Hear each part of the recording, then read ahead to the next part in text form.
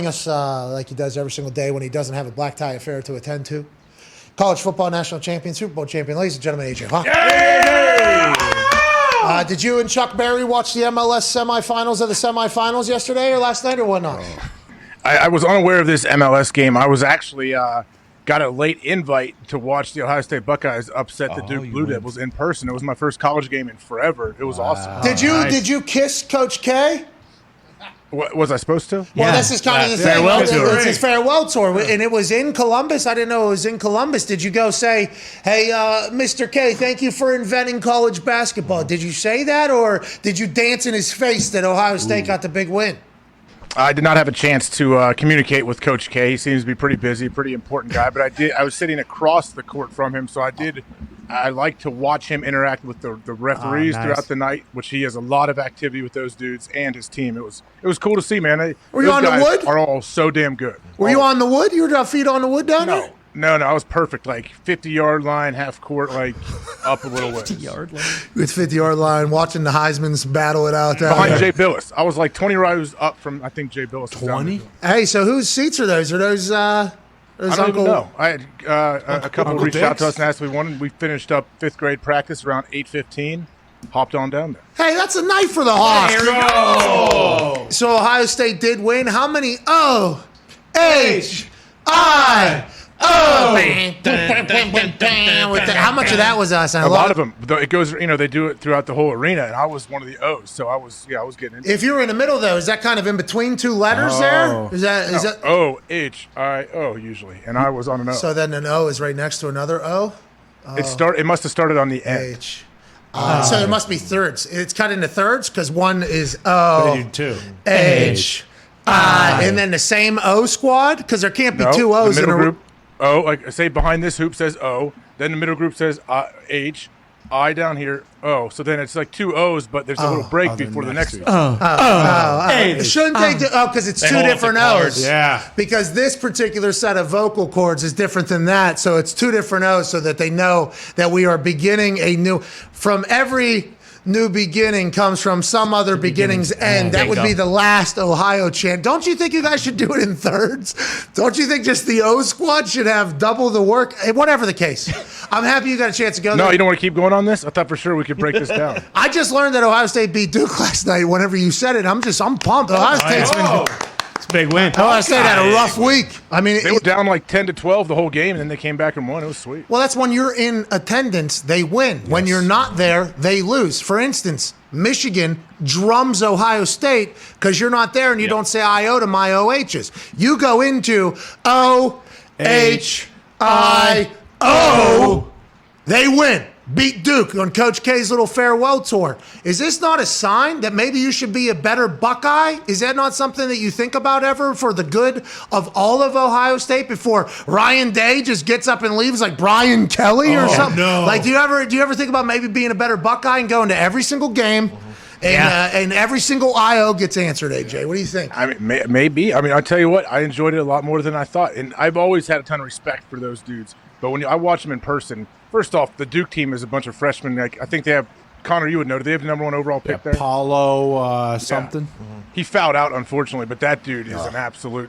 They're so big and so athletic. Yeah, I'm very impressed the more I watch. How do you feel about their effort? Good effort? Did you tell the kids, hey, listen, that's good effort right there? Did you do that to the Ohio for the State most team? part. Yeah.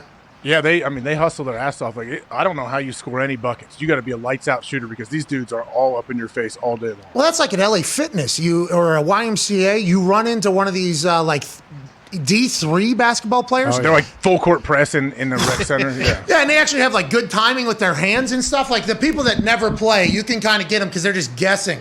Those guys that practice every single day on how to play defense, they're better than you. Like that is something that's going to happen. And I think I recognize that with the NBA because I would go to these Pacer games and I grew up in Pittsburgh. Ain't nobody cared, right, about the NBA. I'd watch the Lakers because they were on late at night, and I couldn't sleep, so I enjoyed it. But when I started going to NBA games, everybody's like, they don't try. I'm like, those motherfuckers would take the ball from you every single time you tried to. Every game, by the way, they're like, no, they don't give effort. It's like, What are you even talking? To score one bucket. Watch them score one bucket. Yeah. You have to put on 13 moves, hit a fadeaway step back from 32 feet just to get it like a routine bucket. And then you got a 7'2" person who's somehow able to lumber their big fucking body into jumping and putting their hand directly in your face.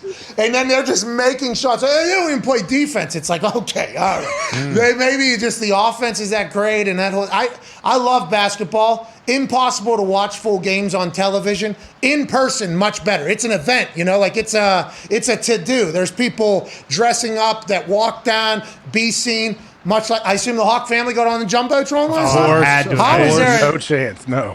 What? Did you? Why would I? They didn't. No one knew I. Cam? Did I have to tell them I was coming? They didn't know. I was coming. I thought for sure, like as soon as you walked in, they were like, "Oh, look at that fucking jawline," and then the cheerleaders get the sign, and it's H-A-W-K. Bang, bang, bang, bang. With your face up there. You guys stormed the court last night, I just learned, because you guys beat Coach K on his farewell tour. Did you make your way out there? Did you throw the kids into the middle of the Kids thing? didn't come. It was a 9:30 tip-off. Kids are not making that one. They go to bed at 7:30 usually. Oh, I thought you and Axel. I stormed the parking that's lot. As soon as I knew that the Bucks won, see ya, we got out. Oh, so you were kind of like in Armageddon. You were that one car. Because everybody else is going down this way. Well, I got out. I was on the aisle seat, luckily, so boom, they sealed it. I took off. Oh, you didn't see the end of the game. You didn't even know they stormed the court. We just I told saw you. it. They fouled them. They won by 5. They got fouled and made the free throws. I was watching the free throws from the concourse as I'm walking out. Hey, by the way, veteran move right there. Smart. Veteran move. I did that for Robert Mathis's Ring of Honor ceremony. If you kind of sit in the back and just kind of watch, you can just easily, Man, I'll be right back. The old Irish goodbye, right? Yeah. Always. Yeah, but that saves you from all the, like the 30. As I'm talking to everybody, I'm also telling them goodbye at the same time, throughout the entire game. It's like, full conversations, great to see you. And then I have to judge whether or not, if I was to not talk to this person again for the rest of the day, would it be good if I was to talk to them or run into? Yeah, it would be. It would be great. Okay. All right. And then once that check is off on everybody, all right, time for me to get the hell out of here. I watched a couple of the games, though, a little bit of the game on my way out from the concourse section. That's the best. The concourse is the best. You have the area, your space. You get great views. You don't have to worry about anything. And if you want to escape, an AJ Hawk crowd. Yeah, true. That AJ Hawk would get in Ohio. Yeah. You got to go with that. Hey, let's get to some stuff before Coach Chuck Pagano joins us. AJ, we were wrong about the Tomlin coverage yesterday. Did you see us lead off the show? We actually had to recant our story, unlike the Wall Street Journal. That's right. Which we learned yesterday. We had to recant our narrative and our rant and our devastation for the collapse of the Steelers, because we were told that Tomlin said that the ex-players know more about the standard of the Steelers than the current room now. They probably have a better understanding than the guys that are in that room now, was tweeted by somebody we have respect for, has access, works for the NFL. Used to work for the Wall Street Journal.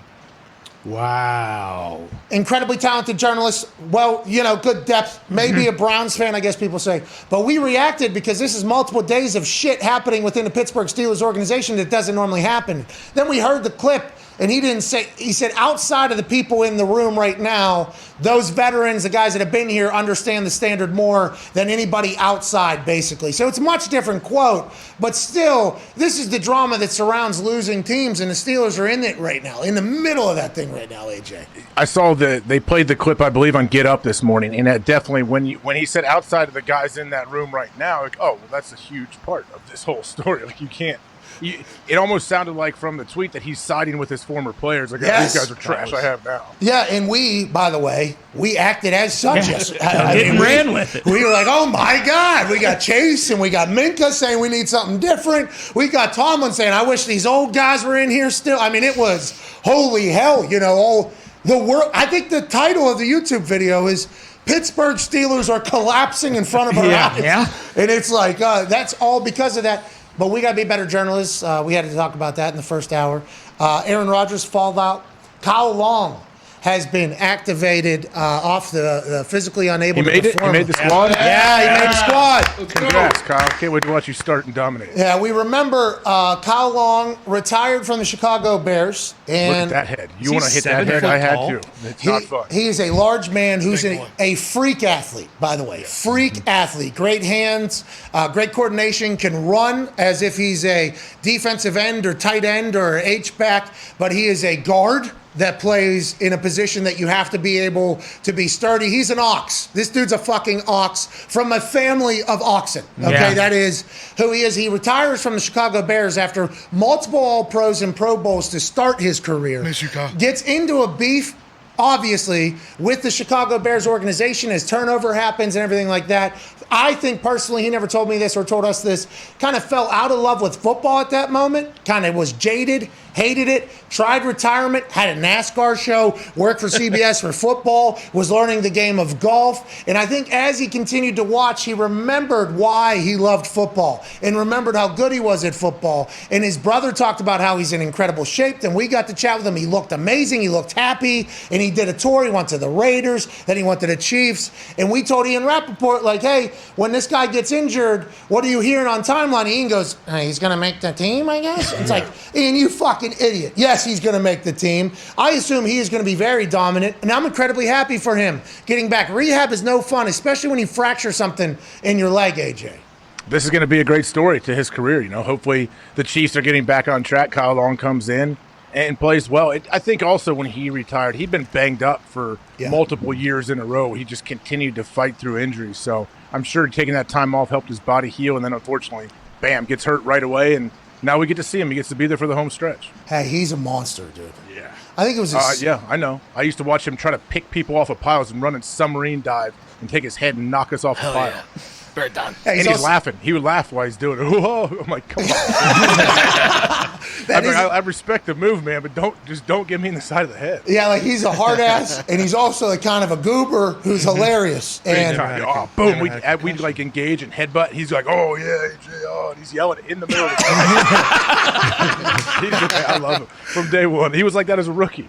yeah, and he made the Pro Bowl his rookie year because I think I was there. My first Pro Bowl was in my 4th or 5th year. It was his second year in the NFL. It was his second Pro Bowl, or maybe his 3rd year, and it was his 3rd Pro Bowl. So he was like the mayor almost of the Pro Bowl, and he's like 5 years younger than me. And we had he was awesome. I'm so thankful, as is the man that's joining us right now. Got a chance to see him in person this weekend. Came into the office, met all the boys. The boys love him. I think he and his wife actually enjoy that he comes on the show every week, and we enjoy that because we're thankful for his words every single week. Ladies and gentlemen, it is time for Coach Us Up Chuck with our guest, Chuck Pagano. Oh, good hoodie, cuz. What the? Hey, finally! Yeah, I had to go the distance to get it. Yeah, come into this. It was what a great time we had. But the highlight definitely was showing up to 935 North Meridian Street to the office. Ah, Jesus meeting all the Christ. fellas, man. Hey, thanks, Chuck. Thanks, Chuck. Chuck, what is your thanks? I mean, Put his house address out there. Yeah, Jesus, Chuck. I mean, do you know the amount of shit that shows up What at was this that again? Yeah, easy, AJ. You know the amount of stuff you know what's going to show. It's the holiday season. Hey, listen, everybody, that's our old address. We moved. Jeez, that was just 2 days ago. Well, I guess I'm no longer wanted on the show. All good, man. I think it's pretty obvious out there anyway. It's not a big deal, but it was great seeing you. And then obviously getting a chance to go to the game and celebrate Robert and run into old players. Did you know a lot of the old guys from the first regime, or was that your first time kind of meeting everybody?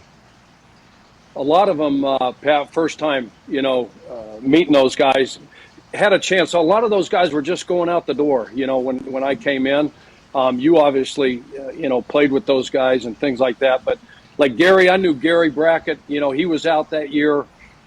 Justin Snow, so a lot of those guys, were just going out the door. JP, was still on the team, that 2012 team, and then Bruce got the Arizona job and went to Arizona with him. And only got to coach him for a couple games, because I missed those 12 weeks with the cancer battle and stuff. But great group of guys, happy as hell for Robert. That was a lot of fun watching him, be inducted into the Ring of Honor and it was great sitting and spending time with you and those guys and talking football and life. And yeah, it brought back so many great memories, being back in Lucas Oil Stadium. God, and it was freaking fabulous not being the coach, and not having the stress. Like, you didn't have to, try to punt a football down inside the 5-yard line, and I didn't have to make any, challenges or any stupid calls or, try to run some dumb kicking plays. No, some good fakes, fakes. You know what I mean? But great memories, and it was stress-free, which was awesome. It was an actual celebration, which doesn't always happen at those events. I think, like, sometimes they can kind of get stuffy and kind of misled.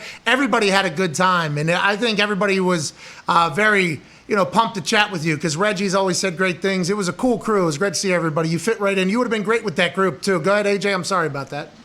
I was curious, Chuck, you talked about how stressful it may be. Like, could you describe how stressful it may be week in and week out in the NFL being a head coach? Like, I just know even at lower levels how stressful high school coaches may be, 8th grade coaches. Like, I know how serious they take it. As the head of one of the 32 NFL franchises, I would imagine like that can weigh on you a bit. It's a lot. You wear a lot of different hats, and the joy of the whole job is actually getting to Sunday or Monday or Thursday and whatever, and getting to the game, and getting in the middle of that. You understand the stress and the pressure that comes with that, and the decisions that have to be made. But you trust the process, you trust your preparation, and all those things. But there's just so much, and I was very blessed, AJ, because I had a great staff. Especially that first one with. BA, running the offense, and Greg Minuski, defensive coordinator, and so we had a great Coach Clyde. We know. So, but you hired Chuck. Sorry to cut you off. You hired those guys as well. How do you know? Like, when you are hiring your staff, that's a gigantic thing. Like, you have to have good assistants. How do you know? Because you have all these relationships. How do you not just give it to your buddies that you said, 15 years ago when you guys were GAs or something? Yeah, I'll bring you along if I get a head gig. Like, how do you find the good mix of people and then bring in some new outside voices? Yeah, that's a great question, and it's certainly a huge piece and part of the puzzle to being successful is surrounding yourself with guys that know the game. And it'd be real easy, because you coach for 28 years. I'd been assistant coach for 28 years before I got my first opportunity to be a head coach, and so obviously there's a ton of relationships and knew a bunch of guys and coached with a bunch of great guys. And a lot of times, like I wanted to bring a couple guys from Baltimore, with me, but they were under contract. And as you know, if you're under contract, even if it's an elevated position, like you're a position coach, say you coach tight ends or wide receivers, and I wanted to bring a guy as the offensive coordinator. Well, that other team, Baltimore, they don't have to, allow you to do that. They don't let them go. If you sign a contract, you're tied to that team, and a lot of teams don't let good coaches go. But again, it'd be really easy to hire a bunch of your friends, but sometimes, a bunch of your great friends aren't the best coaches. So there's a balance there. You need a good mix of that, and you just hope it all works out at the end, Hey, you ended up with BA as the offense coordinator, which hindsight ended up being perfect, but he was just let go by the Steelers, right? He was about to retire. Was that a true story? Because I remember you telling that one time in a team meeting. I think you were chatting and, hey, cuz, or whatever the conversation went with BA. How did that end up happening? Because obviously that changed his career mightily to where he is now that moment. Now, he probably would have had success or whatever he would have done. But since somebody else in Baltimore wasn't able to come, is that why BA was thought about and it just so happened to be perfect timing there? All of the above. Him and the Steelers had just parted ways, and that position was open. And BA and I coached together at the Browns 2001 through 2004. And so I obviously knew the pedigree and a great coach and a great man, all that stuff. But yeah, he was in a pickup truck with his wife Chris, and they were just driving back to Pittsburgh. They had just took a load of stuff down to the lake house down there in Georgia, and so he's on his way back when he picked up the phone. And I said, he always called everybody cuz. I said, "What's up, cuz?" He's like, "Hey, cuz, what's up, cuz? What you doing, man? Congratulations on that gig." And so we started talking. I said, "Well, are you retired?" And he goes, "Depends on what you're talking about." Obviously, Bruce is a very, very bright guy, and he knows a lot about football. And so, I said, "Well, are you retired?" And he goes, "Depends on what you're talking about." And so we started talking. I said, "Well, are you retired?" And he goes, "Depends on what you're talking about." Obviously, Bruce is very, very bright guy, and And he got to coach Peyton Manning back in 1998 when Peyton became a Colt and was, number one pick and all that stuff. And so he knew we had the number one pick, and Andrew was going to be the guy. So it wasn't hard twisting the BA's arm to come to be the offensive coordinator. But yeah, we flew him in the next day. It wasn't much of an interview. It was just like, hey, will you come?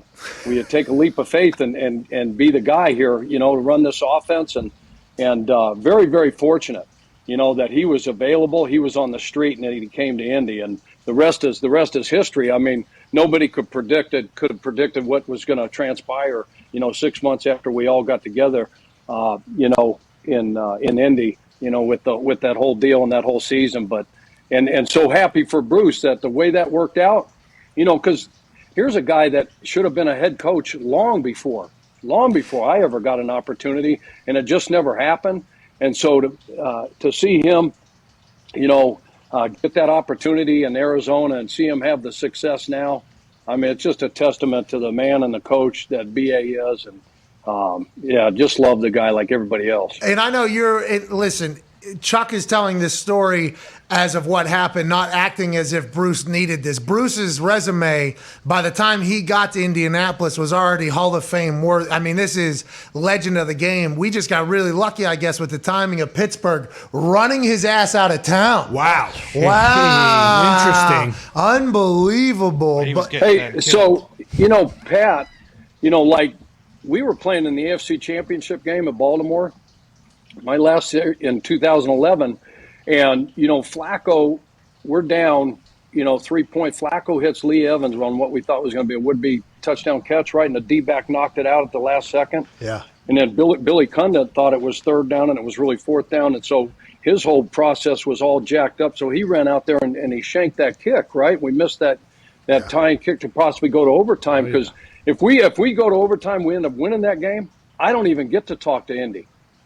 Because how the rules were, I would have been another 2 weeks, preparation for the Super Bowl. So, like BA being on the street, I mean, the stars had to line up absolutely perfect for me to end up even getting to talk to Indy, and have an opportunity to become the coach and then getting BA. AJ, I apologize for like 3 straight here, but this is also fascinating to me. Why do you think, and you mentioned it about how BA, it took forever for him to get a job, and it took you 28 years or whatever to become a head coach. Why do you think there's a lot, and this is happening in college football as well, why do you think names get recycled at the same positions, you think? Now, granted, obviously the McAfee effect has changed it a little bit, but if those fail, normally the same names kind of get back in there. Is it because it's just an incredibly difficult position and you have to have experience there? Do you think owners just kind of follow other people's thoughts and example? They don't want to make a mistake. What do you think it is? Why do you think it took so long for you, for BA, and for many other coaches to finally get an opportunity to be a head coach when so many failures can continue to kind of get their opportunities? It's being at the right place at the right time and kind of being hot, if you will. Because we've seen guys get hot, be on teams, winning records, developing offenses, defense, whatever that is. And, I just happen to be at the right place at the right time. And maybe like all these guys that are having these opportunities, it is the next Sean McVay, because we're like in a cycle where it's mostly offensive guys, quarterback whisperer guys, guru guys like that. And so to me, it was just timing. And again, BA should have had an opportunity way sooner, but the stars just didn't line up right. And it's just a connection. It's somebody at a different team, and the powers that be, agents. Oh, no. Oh, no. Here's the next list of guys like this. Are we good? Are we good? Hey, we're going to call you back. Zito just said we're going to call you back. He's in Vegas, this guy. Oh, that's right. Oh, yeah. Is Tina playing the slots? Yeah, for sure. And he was just there, too, by the way. He sprinted out of the casino to come have this fucking conversation. He is not happy, I don't think. At the beginning, he's kind of like, I was on a heater. Now I'm up here doing this thing. But he's on that hotel internet. It only give you 15 good minutes. They don't expect everybody to be on it too long. They ask you to pay for it, but then whenever you actually try to use it, it only comes in spurts or whatever. Welcome back, Las Vegas, Chuck. Hey. Sorry. Hey. Hey, so where we were at is, I don't know where I got cut off at, but I apologize for that. But like these guys have a list of names, like there's like the agents, this, that, and the other. So there's a group of names every year, mostly from teams that are winning. There'll be Vance Joseph, the coordinator for Arizona, his name may come back up in. They're 9-2, whatever. They're hot. Their defense is a top 5 defense in the league. So he's going to be one of those guys, one of those names. Eric Bieniemy from the Chiefs, his name is always there. It's about, timing, being at the right place at the right time and having a connection. And, with a certain team, like with BA, we end up having that year that we had, and he got to, be at the helm for those 12 weeks and did a phenomenal job, obviously. Goes 9-3, with that team, that we had. Wasn't supposed to win a game, and 32 out of 32, right, Pat, in the power rankings, and so then he goes to Chicago, and Chicago should have hired him. Yeah, the biggest mistake that they ever made was not hiring BA. Yeah. Oh, yeah. And I think they hired Tressman. Well, Tressman was a genius. CFL, Grey Cups. They hired Tressman, and they had a chance to hire BA. And then all of a sudden, Arizona's looking for a coach, and it's like, holy crap! Look at what we just, dropped into our lap. And he gets the Arizona job. So, timing is there. These offensive, defensive coordinators. Sometimes a special teams guy. We've seen that happen. Obviously, Harbaugh's kind of paved the way for all those guys. But it's getting, being at the right place, right time on a hot team, and then once you get in front of that owner and you get in front of that leadership group who's making, the choices, it's just about a connection. Jim and I had a connection. Ryan and I had a connection for whatever reason. And when they called me the next day, because I flew home on that plane, I was there 3 hours, and then they flew me back home, and I hadn't even slept since the loss to, New England in that AFC Championship game. I said, open a bottle of wine, Tina. There's no chance we're getting that job. So we're skipping from Baltimore, which was great because, we had a great team, and they won the championship the next year, the World Championship. But I woke up, like 6, 7 in the morning. I looked at my phone. I had 3 missed calls from Mr. Irsay. And I'm like, oh, shit, I blew this. I got drunk on a bottle of wine, and I missed Mr. Irsay's call. And then, but he called the next day, and we talked for about an hour, offered me the job, and then I said, I got to talk to my wife, one of those deals. So I called Tina, and I said, hey, look, Jim just called me. Yeah? And I go, he offered me the job. Oh, go fuck yourself. There's no way he just offered me the job. Don't you lie to me. She's awesome. I'm serious. And she said, what'd you tell him? I said, I needed to talk to you. And she goes, Jesus Christ, call him back before he changes his phone. She's awesome. It was great getting to chat with her this weekend, too. Go ahead, AJ. Sorry about that. That's amazing, Coach. Now, all these college coaches, I shouldn't say all of them, but there's a good chunk of these college coaches getting these long-term deals, $95, $100 million. Do you think we could see over the next couple of years any NFL coaches making the jump back to college because the money is so big? Obviously that's definitely can happen. I just think it's crazy. The money that they're throwing around right now, is absolutely crazy. And it's just boosters, right? They don't need the school don't have to raise it. It's just boosters that are paying these contracts, isn't it? No, because everybody's getting paid now with NIL, name, image, likeness. The players, student athletes are getting paid.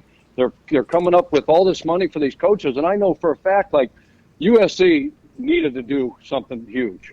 They had to make a splash hire. And so when you go looking for one of these dudes and you try to pull them from an OU or pull them from a Notre Dame, it's like, okay, Mel Tucker, he set the bar. Michigan State set the bar. When LSU came flirting around, or his agent said, hey, look, LSU's flirting around with the possibility of Mel Tucker. Well, no, we ain't going to let that happen. So they give him a 10-year, $95 million contract. So, boom. All right. Now everything's out the bag. And so now it's like Lincoln Riley says, okay, we need facilities, we need this, we need that, blah, blah, blah. Here's the contract. And the next thing you know, they get with their group of boosters, at Southern Cal, and they say, hey, we need $120 million. We need a $6 million home. We're going to buy his home in Oklahoma. 2 of them. And we need a jet that he's got access to 24/7. And one of those boosters is like, and then we can we got a couple of them. We can get Lincoln Riley. And so Lincoln Riley's resume, obviously, just because of time, Mel was at Michigan State for a year, and God bless him. I want everybody to make as much money, players, coaches, that you possibly can. I don't give a crap. I'm jealous as hell. I wish I was still coaching, and had a possibility of one of these deals. But, I was blessed and have enough. But, he set the tone, and he's been there 1 year. And now Lincoln Riley's got a bunch of, what is it, the Big 10, the Big 12, whatever the conference. I don't even know what conference they're in anymore. Oh, geez, this guy. He's got a resume, obviously, that is more than deserving. And then so Notre Dame, they got to make a splash hire. They couldn't just go hire another, whoever. They had to make a splash hire. And so Booster said, okay, if you can get Lincoln Riley, we'll get a group together. And we'll come up with this money to pay these guys. It's only going to grow. It's only going to grow, by the way. No. Think about Pitt. The guy paid how much? $25 million just to get his name in front of the head coaching title and said, fucking use it however you want.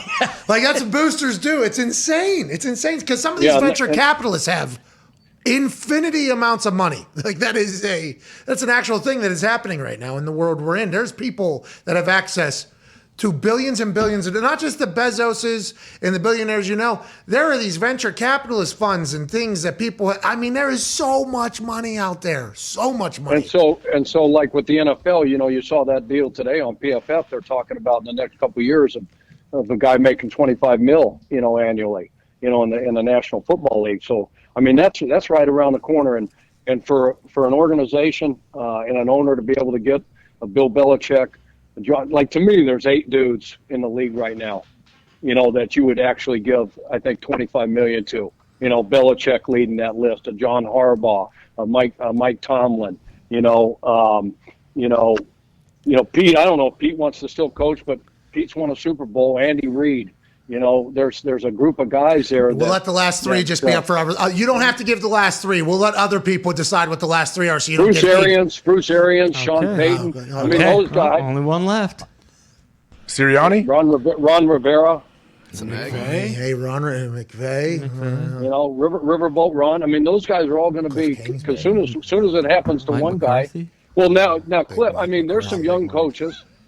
There's some young coaches, Sean McVay, Cliff King, but the jury's still out. Their resume isn't like those others. You're right. A lot of people have been around a lot longer in the men's league having success. Speaking of having success, you guys hot in the casino down there or what? Tina's on fire. Right now, like right now, like actually active right now down in the lobby, yeah?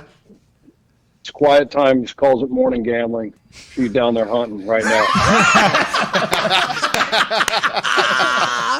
She is awesome. Go ahead, Ty. Coach, how would you address a team like in the NFL, one of these teams who they're still in the playoff hunt, they're 6-6, but like one week they look like world beaters and the next week they just look like they stink? Like, how hard is it to actually ride that wave when there is so much left to be done in the NFL in terms of a lot of teams can still make the playoffs?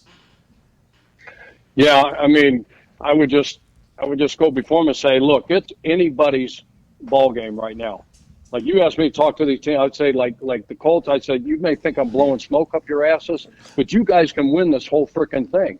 And it just comes down to, execution and consistency and getting off that roller coaster. But it's anybody's ball game. You look at it, there's 13 out of the 16 teams in the AFC that are right there. You got your 4 division leaders, and then your 5th, 6th, 7th seeds and all that. But and then the NFC, there's I think 8 or 9, and the rest of those guys aren't trending in the right direction to me. So I think it's anybody. I think it's anybody's ball game, this year, and it's about finding your groove. Some of these teams, you look at like New England, they've obviously found an identity. Oh, yeah. They found a young quarterback. Josh McDaniels is, he should get another opportunity, in my opinion, to go lead a program if he wants to go lead a program. But the job that he's done with Mac Jones, top 5 in offense, top 5 in defense, they're taking the ball away at a high rate. Somebody's going to catch fire like that, and it's just about being consistent and just believing and knowing that, hey, look, if we go do the little things right and we play great situational football and we don't turn the thing over and we don't beat ourselves, you guys have said it 1,000 times, you lose games in the National Football League, you don't win them. Wow. Just don't beat yourself. Just play good football, stay away from the sins. Remember we used to talk about sins? Self-inflicted negatives. stay away from the sins. Gotcha, and we'll have a chance. And then, you get into the tournament this year and you're a little bit hot. I mean, it looked like the Eagles were, like you mentioned, Sirianni, and we all laughed, but they were rolling. They found an identity, and they finally listened to somebody and said, hey, run the ball, right? So they started running the hell out of the ball. And my God, that was a good-looking football team. But then, whatever happens, and you go lose a game to the Giants, and you're right back in the toilet. But Giants stink. Anyway. Yeah. Hey, Chuck, if you do take over a team, like let's say you become a head coach, or anyone does, and you want to bring your culture and kind of build your brand of what the team's going to be, is there a certain amount of time you need to kind of instill that? Yeah, but you don't get it anymore. Yeah. That's what's unfortunate right now. You need a couple years? Yeah, absolutely. You need a couple draft classes. You need a couple years, because you can go like college. You go the easy route and say, hey, look, I'm going to just go JUCO, go recruit a bunch of junior college, go get a bunch of JB dudes, from junior college, and bring those guys in for quick fixes. Dudes. But it's not long term. You can't build a program that's consistent and win at a level like New England does. So like these teams that you do need time. You need a couple years. You need a couple draft classes.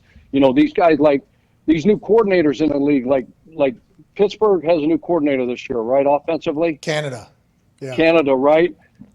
Shane Waldron up in Seattle. I mean, you got 2 Hall of Fame quarterbacks, I think, at both these places. Getting up there in age, this, that, and the other, but that takes time.